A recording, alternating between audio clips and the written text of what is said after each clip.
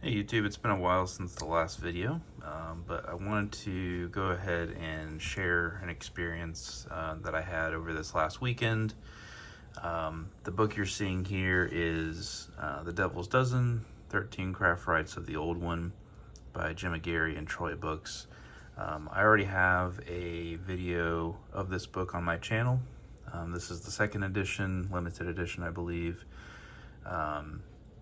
And I've had the first edition for probably 3 or 4 years, but I think it was Friday morning I randomly decided to pick this up and read through it again. And I was looking through the rites that are listed here, and the first one is a call into the dark man, or the old one, the devil, not the Christian devil, but that's the point of the first rite. And the second one, a rite of witch initiation and dedication. So I was reading through these, and historically I had never actually done these rites. I had just read them again several years ago. But when I was reading through it, I was thinking to myself, this is something that I should do. This is very much in line with my path, one of my paths. And you use the old one, or the devil, as a conduit of sorts to pass through to the other side. Very similar on a more basic level, more simplified and possibly effective, but to be determined, method than the Black Dragon working, which has yet to be fully fleshed out. But getting back to the point of this video, you go through and you set up a fire, and you have a couple of other items there with you. You go backwards and reciting the Lord's Prayer backwards, which again isn't meant to be blasphemous or anything like that. I would have done it even if it was. Doesn't really matter to me too much, but for some people it does. This is more so to kind of get your head right, and I was watching another video, kind of deprogram your mind to Western Christianity. So at that point, you will toss some various herbs into the fire and then recite this. So I had gone into my wife's supply cabinet of various herbs and had put together a small amount, and I had tossed it into the fire and began to recite this. And literally the second that I had finished reciting all of this, the smoke stopped. So it was like the perfect amount, which could be a minor detail, but I thought was very interesting. The more I study the occult and the more ritual work I do, the more I realize there are no coincidences. So those types of things, the certain way a candle flickers, the way the incense may move as you proceed with ritual, the incense smoke that is, these are all small little signs potentially for what is going on. And a lot of it is really key to working with the occult and to doing ritual, because the mind has been trained, and I think I mentioned this in an earlier video, but in secular society we are taught to downplay the occult, or to, not necessarily the occult, but to downplay superstitions, the idea of magic, and try to explain away anything that might happen. But when you do that, you're limiting yourself. You're causing doubt in your magic or communication with the other side, which to me is what seemed to have happened here. At this point, when I was, after I had recited everything and I was inside the circle waiting, The man in black's visitation may there occur via physical presence in human, bestial guise, vision, or some sign of manifest sounds, movement in the surrounding land. Also in dreams. So I was in my my office, and I had done the rite, and I was in the circle, and I was waiting, and it says to face north on the other page, and I had tossed the herb offering into the fire. Coincidentally, the northern side of my office is right next to the door to my office. It was midnight. It was a flower full moon.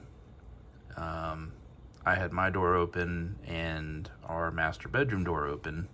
It's just me and my wife. And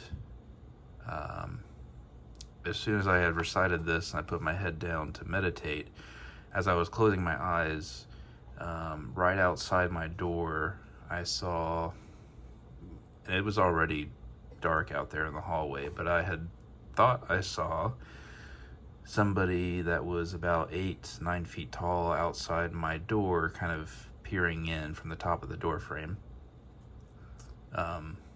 I kind of glanced back up to see if they were still there, and I didn't see anything.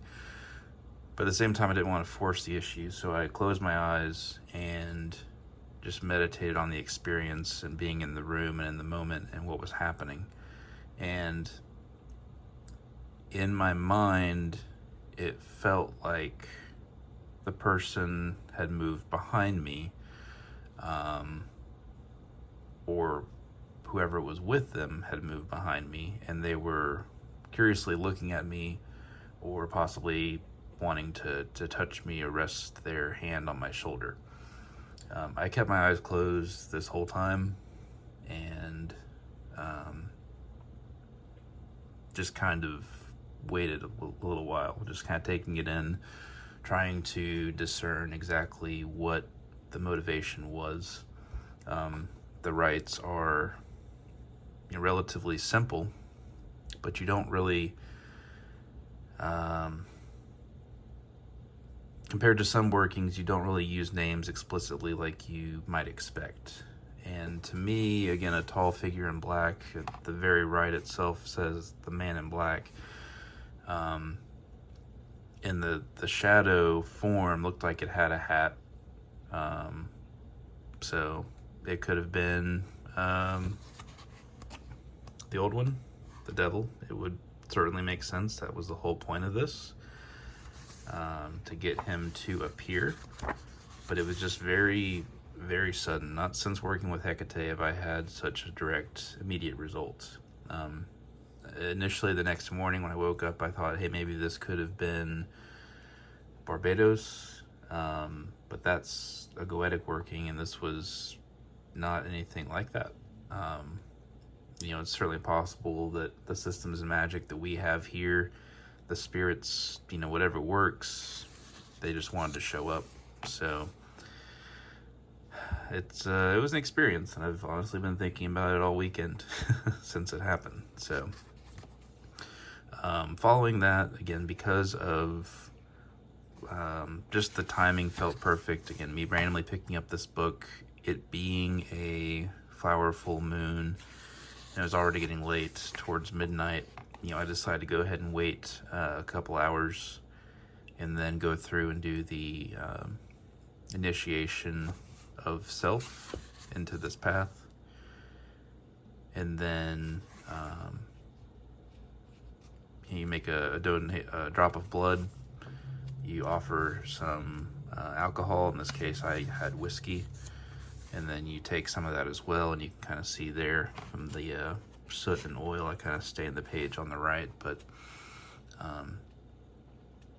you go through and you mark yourself with that, and then you dedicate your knife to this work. In the previous video, one of the previous videos I did, I had shown you my ritual knife, but it had never really been fully dedicated or anything to a work. So I go back and forth a lot between the Black Dragon, Hecate, and traditional witchcraft. Hecateon and the Black Dragon don't explicitly use an athame or ritual dagger at the moment, so this felt most right to dedicate it to the old one, who is someone that I do get a lot of inspiration and safety from, that concept of a devil. And I also dedicated my stang and besom or broom to it as well. So I'm going to start working through the rest of the book, but this is just something that I wanted to keep fresh and also to share with everybody. So if you have done any of these rites or have any other comments about what happened, always happy to discuss, and hope you have a good one.